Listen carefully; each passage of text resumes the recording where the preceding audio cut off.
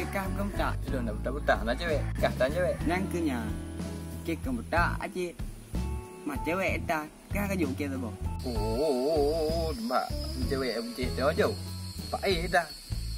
Kah budak minta kena ibe. Budak minta bago. Mana jalan lagi yang budak minta bago.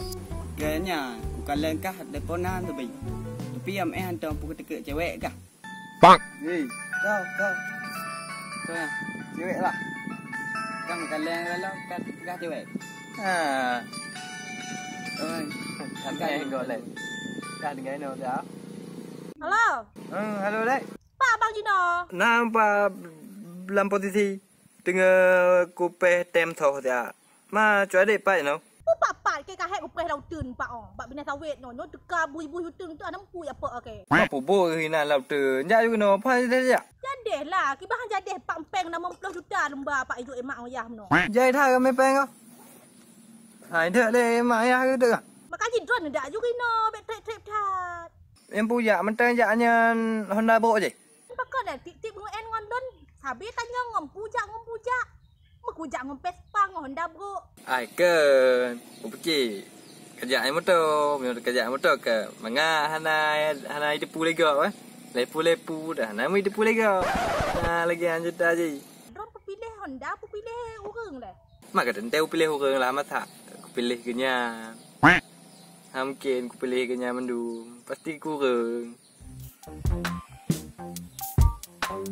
Oh, letem yang cewek orang.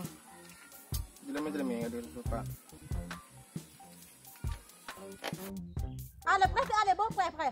Oh, je. Pernah tu. Alah hek tigamnya tengah gak sibuk kemudian main tengah telepon. Halo bang. Halo.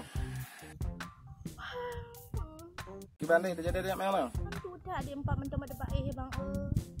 Abang ada berapa jadi dalam rumah dia? Mak kah yang minta dalam kah? Dah titik urang mari masalah di lame. Di lame hana tuk cik di rumah. Mak kah tanya pak ai. Abang nak pergi je. Nala le. Berkah tengah ni jak you apa? Je cik lah. Assalamualaikum. Hona kan jangan lo. Oh, dek tanya engkau ja. Engkau betak-betak anak cewek kan lagi kah betak-betak tan cewek tan soto. Nak kajuk lekah. Lek dah yang. Oh, Bang betak cewek tak sebab kena leka betak. Mau lekah ke budak ni? Belum betak-betak cewek leka betak tan cewek. Ni macam. Sampai hati budaknya. Tinggal je. Hak sama budak. Leka betak. Nakah nah.